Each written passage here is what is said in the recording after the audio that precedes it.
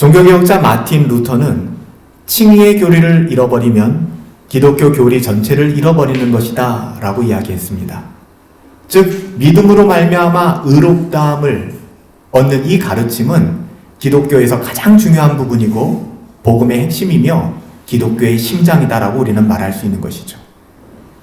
우리가 503년 전에 마틴 루터가 종교개혁을 하면서 그 핵심이 무엇일까? 바로 이 칭의의 교리였습니다. 그래서 이 칭의의 교리, 그러니까 우리가 어떻게 하나님 앞에서 받아들여질 수 있을까? 우리가 어떻게 하나님 앞에 감히 의롭다고 인정을 받을 수 있을까? 그래서 이 칭의에 대한 성경의 가르침을 만약에 잃어버리게 된다면 기독교 교리의 전체가 무너지는 것이다라고 마르틴 루터는 이야기했던 것이죠. 토마스 크랜머도 이렇게 이야기했습니다. 이 이신칭의의 교리는 그리스도의 진정한 영광을 드러내고 그리스도의 어떠하심을 드러내고 인간의 헛된 영광을 뒤엎어버린다. 즉 인간의 어떠함을 완전히 뒤엎어버리고 오직 그리스도의 영광만을 드러낸다는 것이죠. 그래서 이신칭의의 이 교리를 부인하는 사람마다 진정한 기독교인이라 할 수 없으며 그리스도의 영광을 나타내지도 못하고 오히려 그리스도와 그 복음에 대한 적이 되며 헛된 인간의 어떠함을 구하게 될 것이다. 이것은 토마스 크랜머의 이야기였습니다. 우리가 복음이라고 이야기할 때 물론 크게는 신구약 66권 전체가 여러분 복음입니다. 그러나 성경 말씀 전체를 줄이고 압축하고 요약해서 말한다면 그것은 칭의의 교리라고 말씀드릴 수 있어요. 우리가 어떻게 의롭다함을 얻을 수 있겠는가? 사실 기독교는 그 가르침, 이신칭의의 가르침 위에서 시작된 것입니다.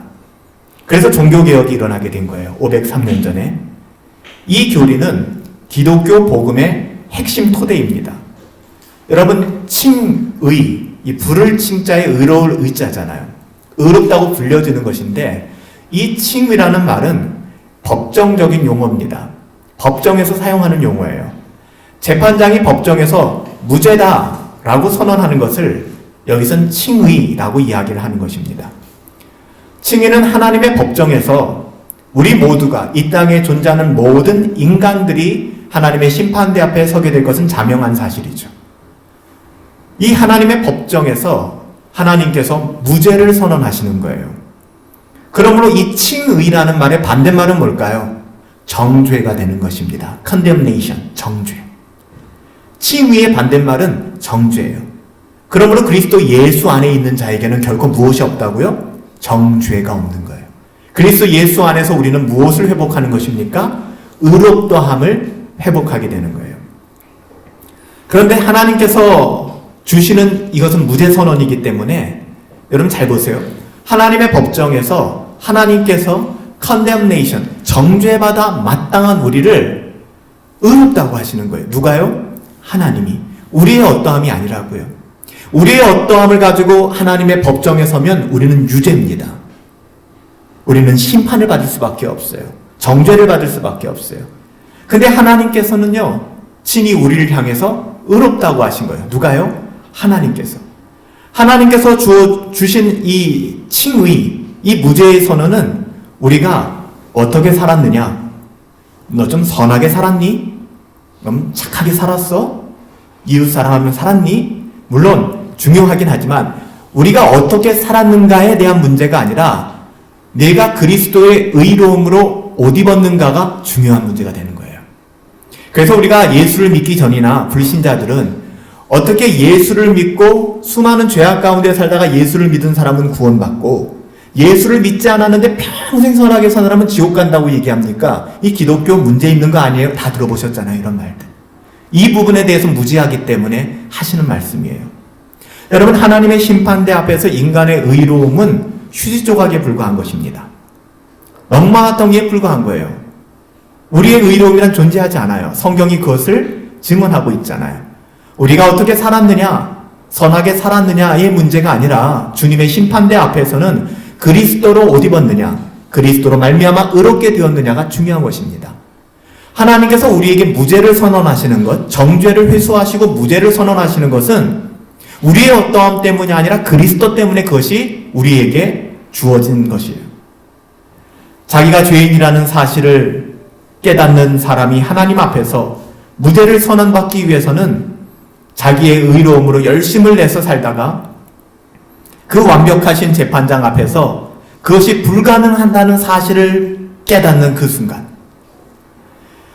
우리가 평생 살아오면서 하나님, 나는 condemnation, 정죄받기 싫어요. 하나님께 인정받고 싶어요. 정말 열심히 살고 그 의로움을 붙들고 그 완벽하신 재판장 앞에 섰는데, 그분의 완벽하신 그 재판장 앞에서 나의 의로움이란 정말 휴지 조각에 불과하고 이거는 죄악 덩어리에 불과한 거예요. 그걸 깨닫는 순간, 아하, 나의 열심과 나의 선한 행위가 아니구나.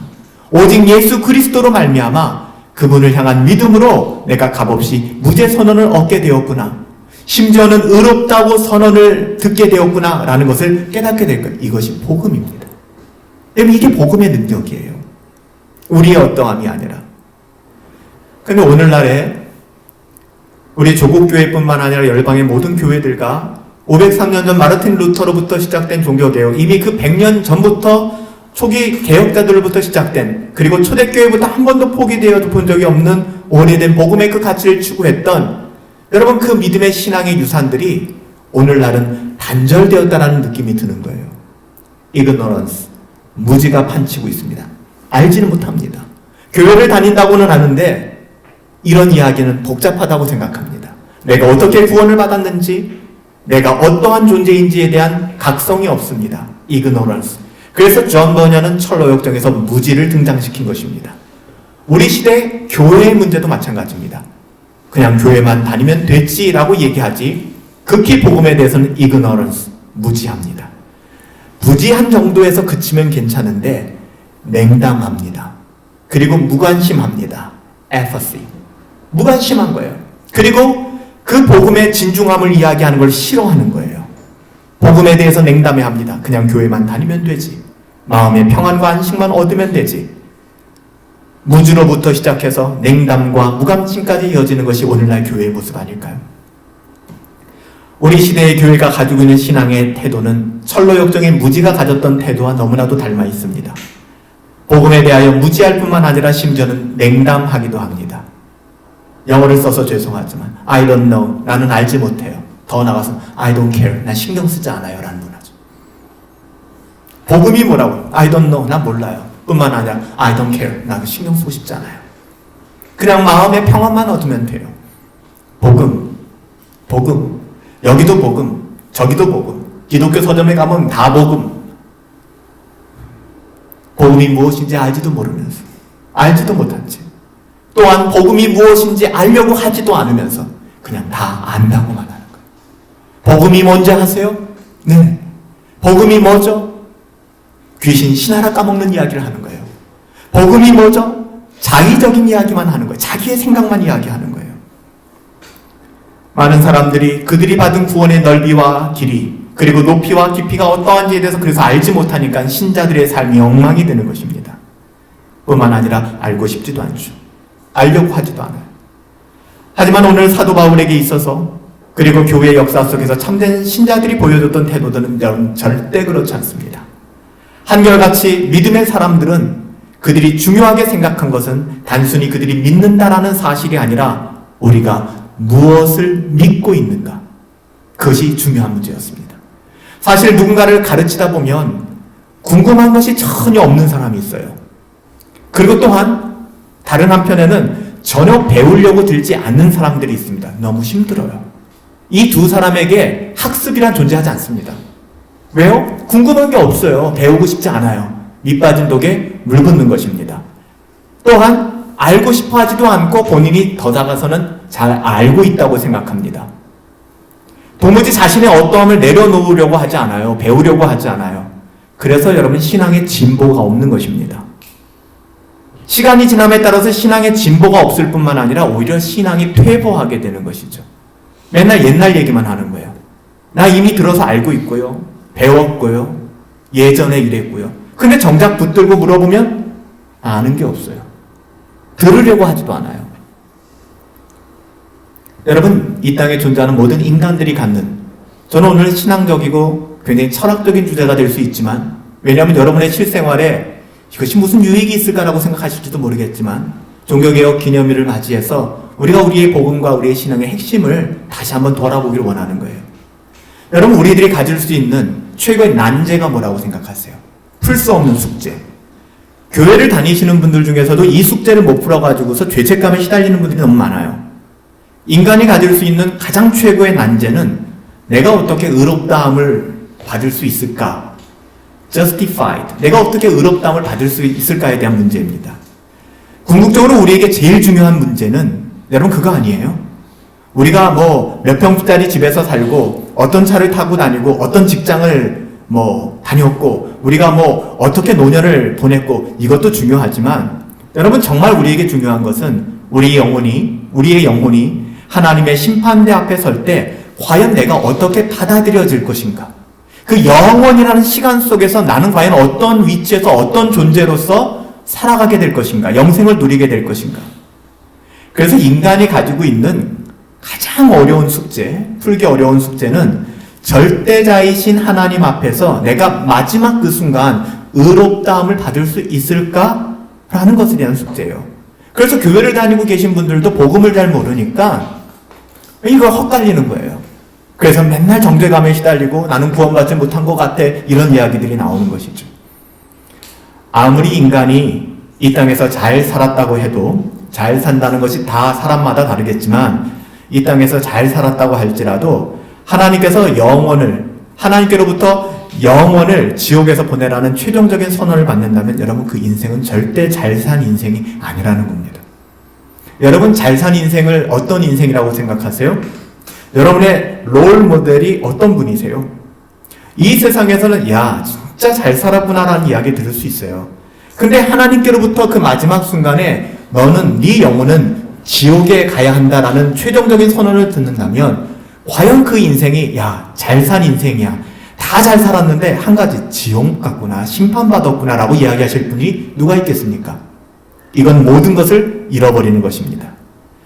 비록 이 세상에서는 우리가 이해할 수 없는 고통의 길도 걸었고 내가 받아들이기 어려운 환난도 만났으며 수많은 질고의 세월을 보냈고 그리고 수많은 상처와 내상을 입었음에도 불구하고 그 마지막 순간에 하나님께서 의롭다라고 우리를 선고해 주신다면 그리고 영원히 그 하나님과 함께 천국의 기쁨을 누리고 산다면 여러분 그 인생은 잘 사신 인생입니다. 그게 잘 사신 인생이에요. 그런데 이 이신칭의 믿음으로 말미암아 의롭다 된다라는 이 교리가 우리에게 가르쳐주는 것은 이 최종적인 하나님의 선고를 그날에 가서야 받게 된다는 사실이지만 이미 이 세상에서 우리가 그리스도를 믿음으로 그날에 있을 선고를 미리 알게 되었다라고 얘기하는 겁니다. 여러분 이해하실 수 있으시겠어요? 쉽지 않은 생각일 수 있지만 이걸 뭐라고 얘기하는지 아세요? 구원의 확신이다라고 얘기하는 거예요. 구원의 확신이라는 것은 나 감 잡았어. 나 구원 받은 것 같은데 이게 아니라는 것입니다. 구원의 확신이라는 것은 여러분 우리의 구원에 관한 믿음으로 말미암아 구원받는다. 이 최종적인 하나님의 선고 이거는 그날에 받게 되는 거잖아요. 지금은 아니지 않습니까? 그날에 받게 되는 거잖아요. 그렇지만 이미 그날에 무엇으로 우리가 의롭다함을 받는지 알고 있잖아요. 만약에 우리의 어떠함을 가지고 그날에 구원받는다, 그날에 결정이 된다 그러면 아직 구원이 결정된 게 아니에요. 이해하시죠? 왜? 우리는 그 구원을 계속해서 우리 스스로가 완성해 가야 그날에 합격이 될 테니까. 아니라니까요. 이미 합격을 받은 거예요. 그 이유가 무엇인가? 우리의 어떠함으로 조금 가볍게 예를 들면 우리는 특별 전형으로 시험을 보지 않아도 이미 합격을 보장받은 거예요. 우리 어떠함으로 시험 봐서 거기에 들어가는 것이 아니라 그리스도로 말미암아 믿음으로 말미암아 하나님의 자녀가 되었기 때문에 그것을 여러분 구원의 확신이라고 하는 거예요. 그래서 조나단 에드워즈도 신앙감정론에서 구원의 확신은 구원의 보증이 되지 못한다라고 이야기한 이유가 그 구원의 확신은 뜬금없이 나 구원 받았어. 나 그런 느낌이 있어. 하나님이 따뜻하게 느껴져 라는 말이 아니라는 거예요. 그건 우리의 확증이 될 수 없다는 것입니다. 여기서 말하는 구원의 확신은 다른 의미로 지금 말씀을 드린 거예요. 여러분 중요한 것은 이 세상에서 괜찮게 살았는가 이것이 아닙니다. 하나님의 눈앞에서 의롭다함을 받을 수 있는가에 대한 여러분 문제예요. 즉 어떻게 하면 하나님과 바른 관계를 맺을 수 있지? 오늘 짧은 본문 안에 여러분 좀 의도적으로 이 본문을 좀 살펴보시면 의롭다함을 받는다, 영어로 하면 justified, 의롭다함을 받는다, justify, 이 단어가 무려 5번이나 나옵니다. 5번이나. 16절에 3번이나 나와요. 의롭다함을 받는다. 17절에 한 번 나와요. 21절에 또 한 번 나옵니다. 이 짧은 본문 안에 의롭다함을 받는다라는 말이 5번이나 반복해서 나옵니다. 이 단어는 본문에서, 성경에서 가장 중요한 단어예요. 의롭다함을 받는다. 여러분, 하나님은 의로우세요. 근데 우리는 의롭지가 않잖아요. 여러분, 이게 왜 문제일까요? 왜냐하면 하나님은 의로우세요. 동의하시잖아요. 근데 여러분, 우리는 의롭지가 않지 않습니까? 성경은 한치도 양보하지 않아요. 우리에게 듣기 좋은 이야기를 하지 않습니다. 로마서 3장 23절에 가보면 뭐라고 얘기합니까? 하나님은 의롭고 우리는 의롭지 않다라고 얘기합니다. 또한 모든 사람이 죄를 범하였기 때문에 하나님의 영광에 이를 사람이 있다 없다? 없다. 모든 사람이에요. 모든 사람. 로마서 3장 10절에 뭐라고 얘기합니까? 의인은 없다. 단 한 사람도 없다. 로마서 3장 23장과 로마서 3장 10절은 인간의 어떠함에 대해서 명확하게 이야기합니다. 모든 사람이 범죄하였고 어떤 그 누구도 하나님의 영광에 이를 수 없다. 자력으로, 자기의 의로움으로. 또한 로마서 3장 10절에 의인은 없다. 단 한 사람도 없다. 얼만큼 분명하게 말씀을 드려야 여러분들이 아 그렇구나라고 말씀하시겠습니까? 성경이 그렇게 말씀하고 있잖아요. 저와 여러분은 모두 의롭지 않은 사람들이에요. 죄인들입니다. 여러분, 죄인에게 가장 중요한 문제는 뭘까요? 무죄 선고를 받는 것이죠. 의롭다함을 받는 것 이외에 무슨 소망이 있겠습니까? 그렇다면 어떻게 하나님 앞에서 우리가 의롭다함을 받을 수 있을까에 대한 문제죠. 여기에 길은 오직 하나밖에 없다라고 얘기합니다. 그것이 복음이죠. 오직 예수 그리스도를 믿음으로 말미암아 이 신칭이, 이 이자의 믿을 신자는, 그러니까 믿음을 이용해서 의롭다고 불림을 받게 된다는 거예요. 이거의 반대말로 한다 그러면은 이행칭의가 되겠죠. 이자를 써서 행동을, 삶을 이용해서 의롭다함을 받겠다. 자기를 증명하는 것이죠. 오늘날의 복음이 이렇게 퇴색된 것은 아닌가? 우리가 돌아볼 필요가 있어요. 여러분, 오늘 본문 처음 2절인 16절부터 읽었지만 15절, 16절은 하나의 선언과 같은 성격을 가지고 있어요. 어떤 내용이냐면 이런 내용이에요. 쉽게 설명드리면 이방 죄인들에 대하여는 잊어버려라. 그들은 언약 밖에 있는 외부인들이었고 하나님 앞에 소망이 없는 자들이라는 것을 우리가 너무 잘 알고 있다. 그러나 우리 유대인들은 선민, 택함을 받은 선민이라는 모든 특권을 가졌다고 주장할지라도 율법을 지킴으로 의롭다함을 받아야 한다라고 말하는 사람들은 아무도 없다는 사실을 알아야 한다. 율법을 지킴으로 말미암아 의롭다함을 받을 사람은 이방인에게도 없지만 유대인인 우리들에게도 없다는 것을 알아야 한다. 우리 또한 이방인들과 동일하게 예수 그리스도를 믿음으로 하나님께 용납된다는 점에서 이방인들보다 우리가 나을 것이 하나도 없다.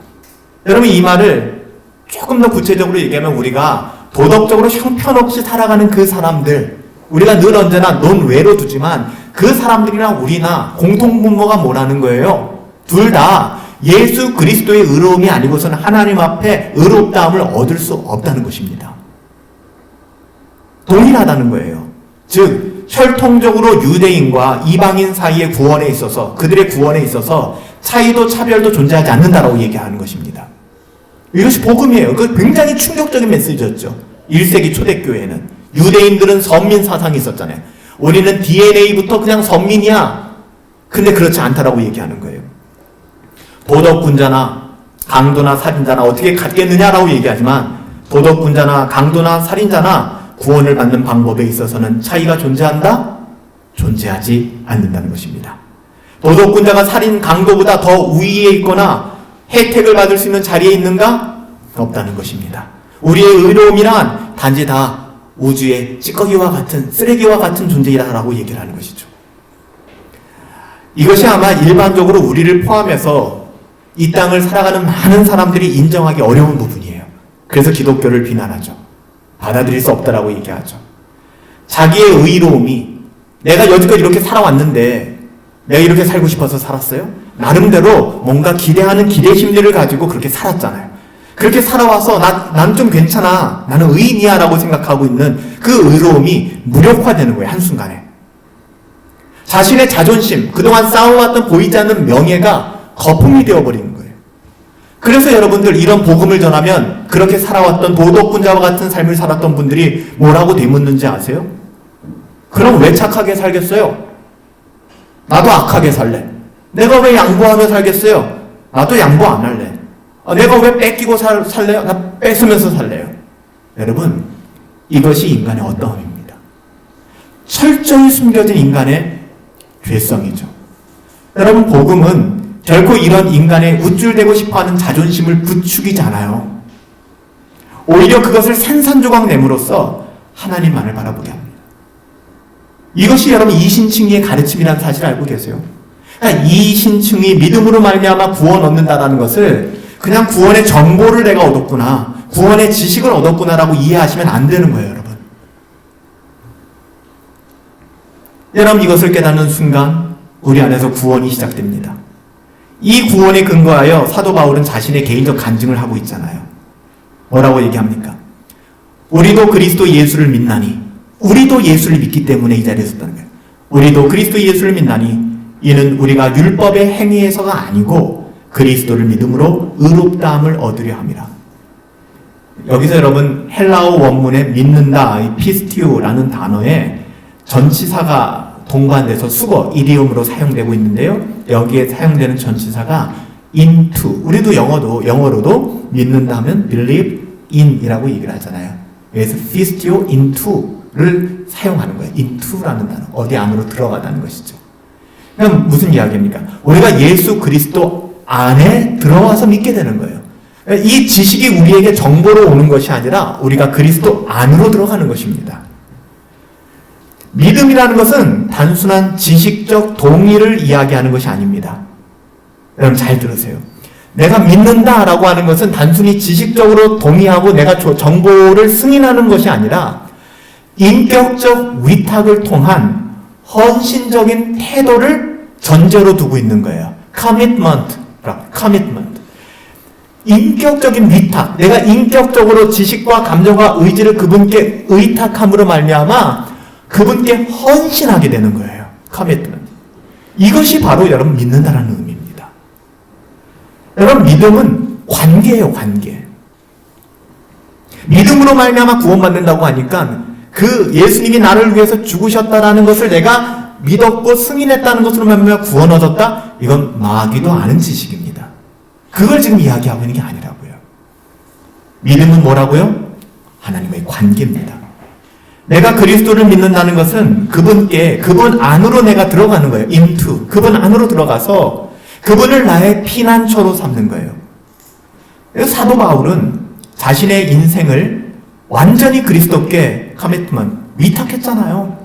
헌신적으로 살았잖아요. 당시 알려진 세계를 세 바퀴 반야 돌면서. 그럼 이것이 믿었다라는 거예요. 여러분 이렇게 그리스도를 믿고 계십니까? 여러분 믿음은 이렇게 말합니다. 하나님, 나에게는 하나님 앞에서 의롭다고 선언받을 만한 의의가 없음을 인정합니다.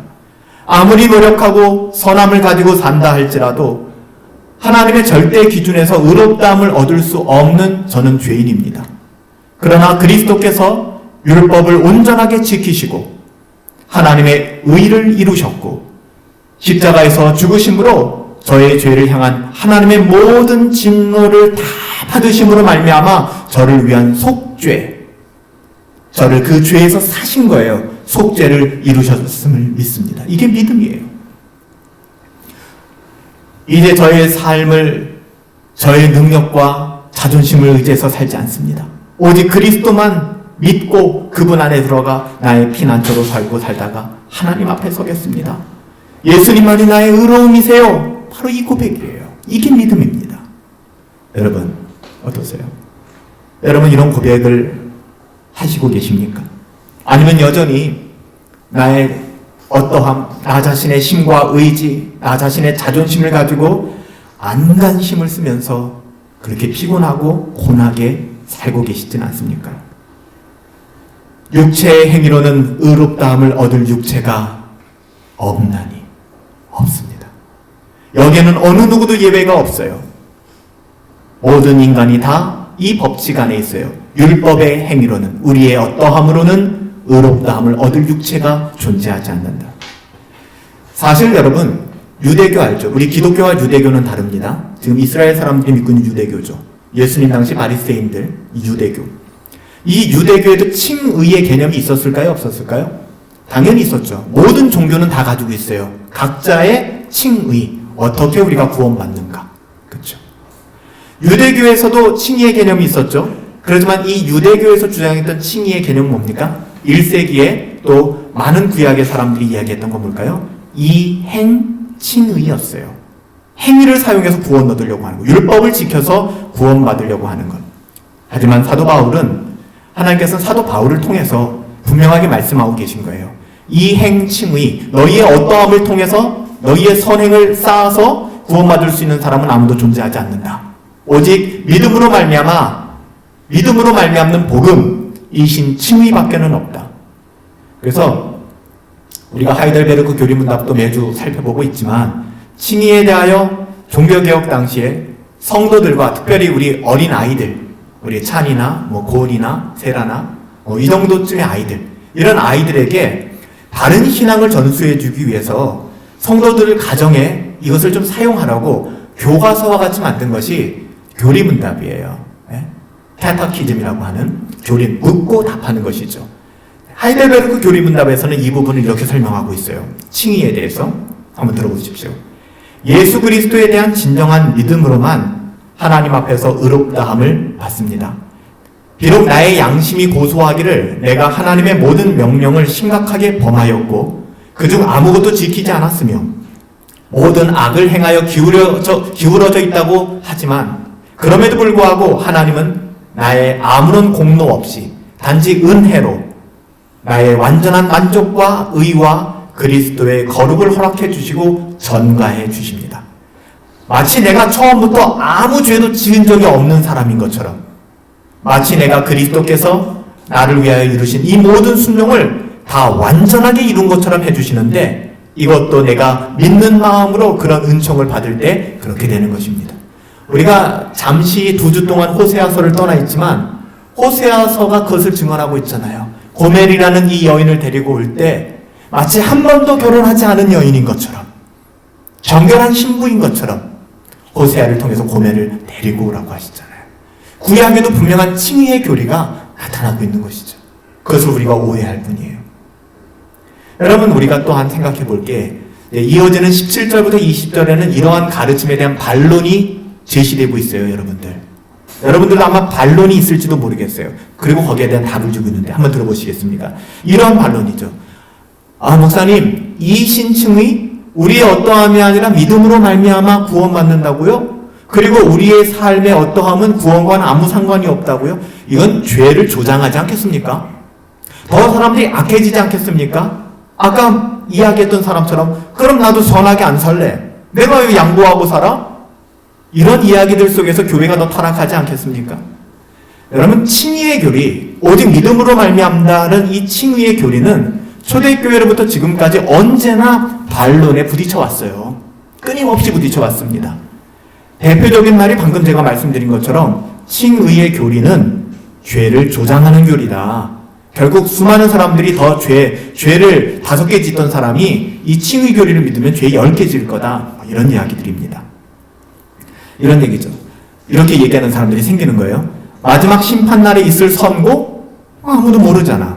그렇다면 이런 생각 속에서 사람들이 오히려 무책임하고 부도덕하며 방탕한 삶을 살지 않겠어? 이런 염려죠. 칭의의 교리가 우리의 죄에 대하여 다 괜찮아. 우리의 죄는 구원의 어떤 문제에 걸림돌이 될 수 없어. 우리의 구원을 좀 정하는 그 기준이 될 수 없어. 그러다 보니까 누가 이 세상에서 하나님 뜻대로 바보가 되고 하나님 뜻대로 손해를 보고 자기 권리를 포기함으로 억울한 인생을 살아가겠냔 말이에요. 이거 엉망이 되지 않겠어? 라는 이야기들을 하기 시작하는 것입니다.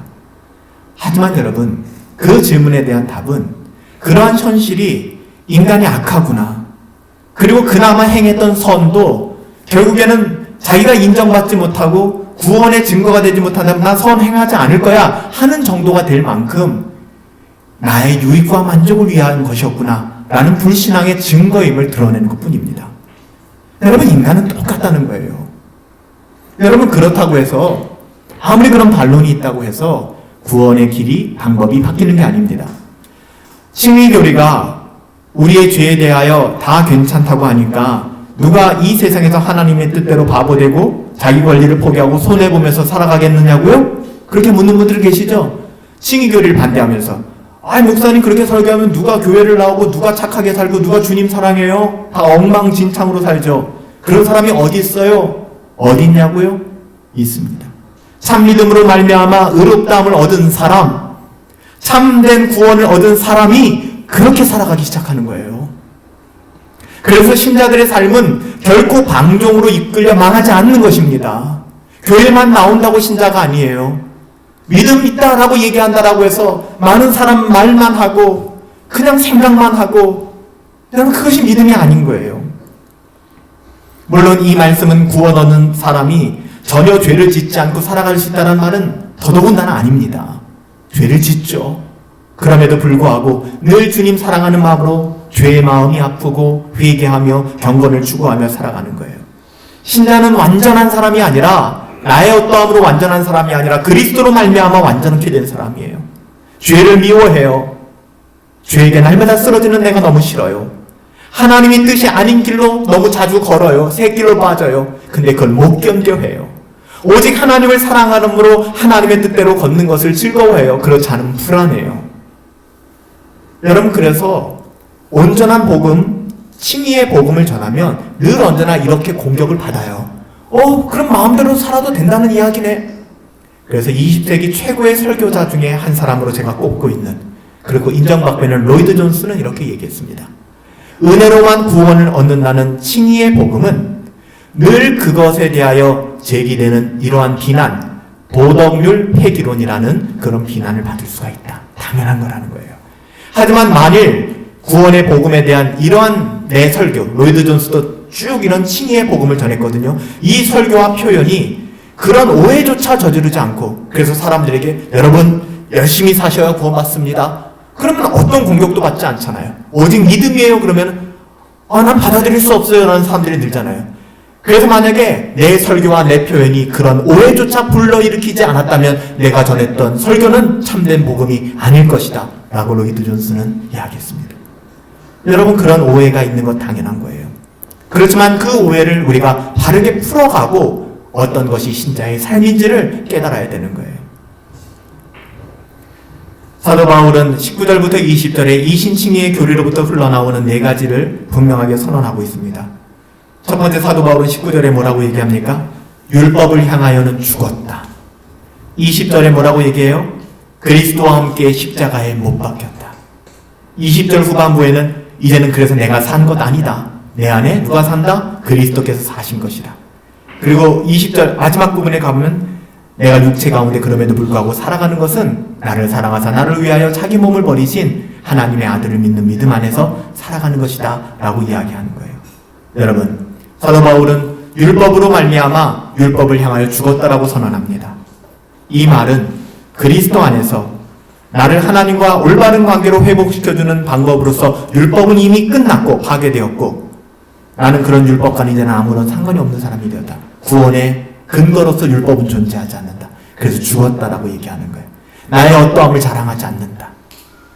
사도 바울은 이제 구원의 방법, 칭의의 수단으로서 율법과는 나는 아무 관계가 없다. 그리고 오직 믿음밖에 없다라고 얘기하는 것이죠. 갈라디아서 2장 20절 말씀, 내가 그리스도와 함께 십자가에 못 박혔나니 그런즉 이제는 내가 산 것이 아니요 오직 내 안에 그리스도께서 사신 것이라. 그럼에도 불구하고 우리는 오늘 살아가잖아요. 이제 내가 육체 가운데 살아가는 것은 나를 사랑하사 나를 위하여 자기 몸을 버리신 하나님의 그 아들을 믿는 그 믿음 안에서 사는 것이지 내 인생이 바뀌었다라고 이야기하는 거예요. 사도 바울은 여기서 완전주의나 신비주의를 주장하고 있는 것이 아닙니다. 내가 죽고 내 안에 그리스도가 살고 이게 신비주의네, 완전주의네, 그리스도처럼 살아갈 수 있네가 아닙니다. 이 땅을 살아가는 그리스도인은 지상의 삶에서 완전에 결코 도달할 수 없습니다. 바울은 기독교 신비주의의 경계에서 기독교를 이야기하는 것이 아닙니다. 이것은 객관적으로 그리스도 예수를 믿는 신자 안에서 일어나는 사건임을 이야기하는 거예요. 믿음 안에서 그리스도와 연합되어 하나가 된다는 것은 이신칭의의 핵심 교리입니다. 행위가 아니에요. 우리의 어떠함이 아니에요. 예수 그리스도께 대한 믿음은 나와 예수 그리스도를 하나로 묶어주는 연결고리가 되는 것입니다. 여러분, 무엇이 우리 주 예수 그리스도를 십자가에서 죽게 만들었습니까? 우리 예수 그리스도가 우리의 죄를 위하여 십자가에서 죽으셨다라고 얘기합니다. 여러분, 무엇이 우리 주님 예수님을 십자가에서 죽게 만들었나요? 오늘 본문 갈라디아서 2장 20절에 보면은 나를 사랑하사, 나를 사랑하사, 이것이 그 아들을 죽게 한 동기예요. 여러분, 그 어떤 물리적인 힘, 성부 하나님이 야 성자 가서 네가 좀 죽어, 이것이 아닙니다. 어떤 물리적인 힘이나 강제력 또는 어떤 다른 목적을 가졌기 때문이 아니라, 여러분, 주님이 우리를 구원하시고 우리를 구원하셨다는 건 그분이 우리를 위해서 죽으셨다는 거예요. 그분이 우리를 위하여 죽으신 것, 나를 사랑하사 하나님의 아들이 자기의 몸을 버리사 십자가에서 죽으셨다는 거예요. 여러분, 좀 더 직설적으로 얘기하면 그 사랑이, 우리를 사랑한 그 사랑이 예수님을 죽게 만든 겁니다. 우리를 사랑하시지 않으면 안 그래도 되는데 우리를 사랑하셨기 때문에 그 사랑이 우리 구주를 죽게 한 거예요. 오래된 찬양 중에 왜 날 사랑하라는 찬양곡이 있어요. 이 찬양의 처음 가사가 동일한 고백을 하고 있거든요. 사랑이 구주를 죽게 했다고.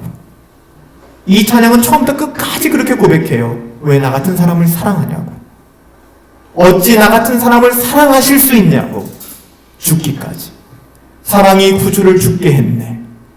그 사랑이 구주를 죽게 만들었네. 왜 날 사랑하나. 겸손히 십자가 지신 주님, 왜 날 사랑하나. 그 손과 발 날 위에 찢기셨네. 왜 날 사랑하나. 고난당하여 구원하신 주, 왜 날 사랑했나. 나 대신 고통을 당하셨네. 죄 용서 받을 수 없었는데 왜 나 사랑했나. 왜 주님 칼보리로 가셔야 했나요? 왜 십자가에서 죽으셔야 했나요? 왜 날 사랑했나. 여러분, 이 신칭의 교리는 그냥 정보를 흡수하는 것이 아니에요. 지식으로 동의하는 것도 아닙니다. 주님이 왜 죽으셨어요? 나를 사랑하신 그 사랑이 구주를 죽게 만든 것입니다. 여러분, 오늘 종교개혁기념일을 지으면서 여러분들에게 이 신칭의 복음을 전하며 간곡히 부탁드립니다. 십자가를 욕되게 하지 마십시오. 십자가를 욕되게 하지 마세요. 그러므로 나를 사랑하사 나를 위하여 십자가를 지신 그 주님의 십자가를 모욕하지 마십시오. 조롱하지 마십시오. 우리의 어떠함이 아닙니다. 믿음으로 말미암아 구원 얻는다니까 그럼 내 행실 아무 상관없네, 나는 막 살 거야 라는 말이 어떻게 나올 수 있단 말입니까? 주님을 조롱하지 마세요. 십자가를 조롱하지 마십시오. 오직 우리를 사랑하신 그 사랑, 그 구주 예수 그리스도를 믿는 믿음만이 우리를 하나님 앞에서 의롭다고 해줄 수 있는 증거가 되는 것입니다. 여러분, 주님은 헛되이 죽지 않으셨어요. 우리 함께 이 고백을 하나님께 드리며 나갈 수 있게 되기를 원합니다. 이 가사를 묵상하시며 사랑의 그 주님, 나를 위해서 죽으신 그 주님, 하나님 그 믿음으로 나아갑니다. 우리 같이 한번 고백합시다. 사랑이 구주를 죽게 했네. 왜 날 사랑하나.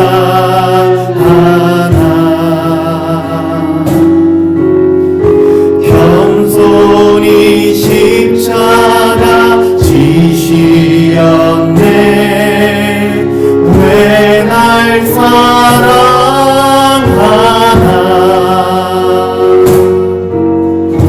왜 날 사랑하나.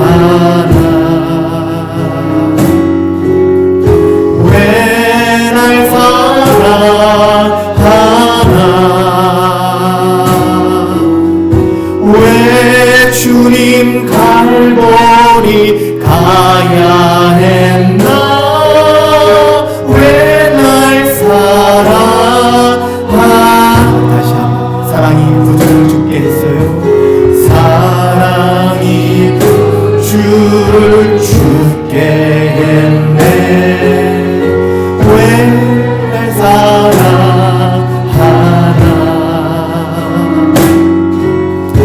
겸손히 십자가 지시었네.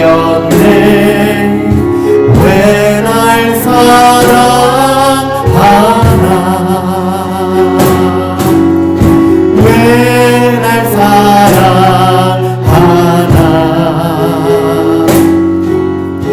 왜 날 사랑하나? 왜 주님 갈보리 가야 했나? 왜 날 우리 한 번만 다 고백합시다. 사랑이 구주를 죽게 했어요. 사랑이 구주를 죽게 했네. 왜 날 사랑하나? 겸손히 십자가 지시었네. 왜 날 사랑하나?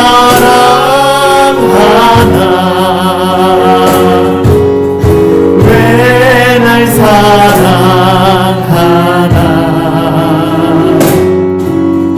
왜 날 사랑하나? 왜 주님 갈보리 가야 했나? 왜 날 우리 마지막으로 다시 한번 고백합니다. 이 가사를 묵상한 사랑의 구주를 사랑이 구주를 죽게 했네. 왜 날 사랑하나? 겸손히 십자가 지시었네. 왜 날 사랑하나?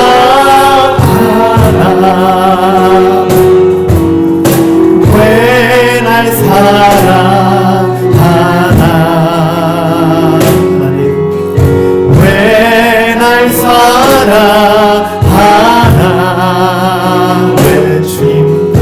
왜 주님 갈보리 가야 했나? 왜 날 사랑하나?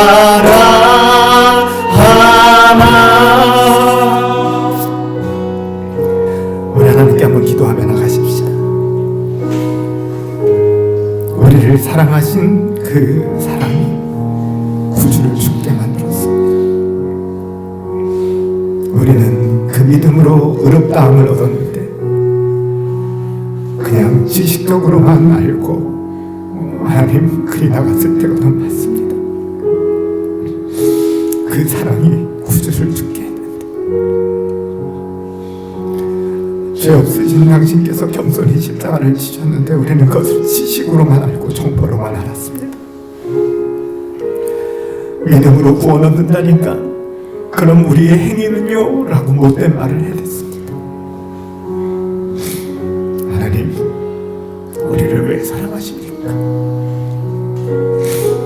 하나님 우리를 왜 사랑하시나요?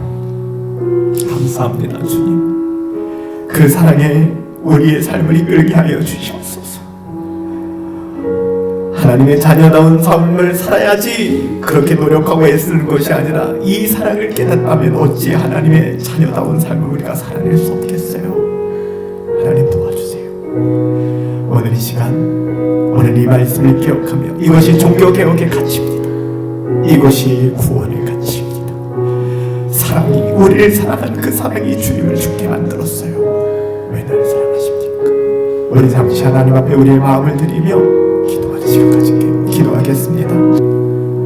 살아계신 아버지 하나님, 사랑하는 분당 허브교회 당신의 사랑하는 자녀들이 자리에 모여 예배합니다. 503년 전 마르틴 루터는 인간의 어떠함이 아니라 오직 믿음으로 얻는 구원의 도를 선포하였고 수많은 사람들이 형장의 이슬로 사라졌으며 마녀 사냥을 당했습니다. 503년이 지났습니다. 500주년 하던 그때 더불어 3년밖에 안 지났는데 오늘날 우리들의 모습들은 참 가관입니다. 하나님의 사랑을 다시 깨닫게 하여 주시옵소서.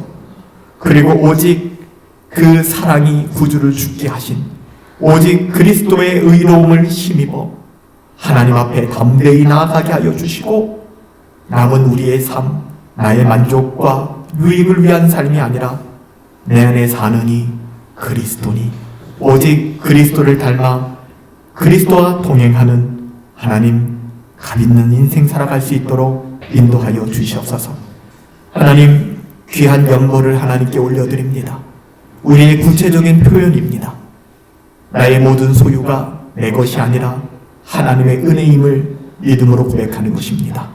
아버지 하나님, 이것을 물질로 받아들이지 아니하게 하여 주시옵시고 우리의 마음의 중심의 신앙의 고백으로 하나님께 연보하여 헌상하오니 이 물질을 받아주시고 하나님 영광을 받아주시옵소서. 물질이 없고 어려운 분들이 있습니다. 하나님 그 속에서도 하나님께 우선순위를 두게 하시고 더불어 자족할 수 있는 방법을 배워갈 수 있도록 인도하시며 하나님 우리가 알 수 없을 만큼 힘들고 곤고해진 영혼들이 있다면 하나님 물질의 문도 열어주시어 너무 어려움 당하지 않게 하시고 또한 이 시기를 통해서 절망하는 것이 아니라 하나님 소망 두며 살아갈 수 있도록 은혜 내리어 주시옵소서. 하나님이 함께 하시기를 간절히 소원하옵고 존귀하신 예수님의 이름으로 기도하옵나이다. 아멘. 여호와는 내게 복을 주시고 너를 지키시기를 원하며 여호와는 그 얼굴을 내게 비추사 은혜 베푸시기를 원하며 여호와는 그 얼굴을 내게로 향하여 드사 평강 주시기를 원하노라.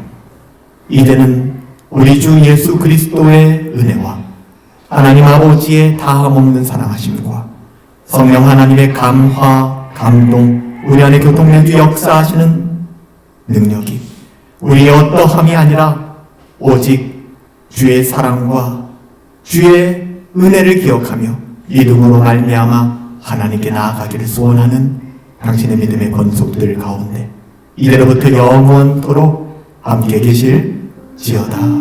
아멘. 아멘.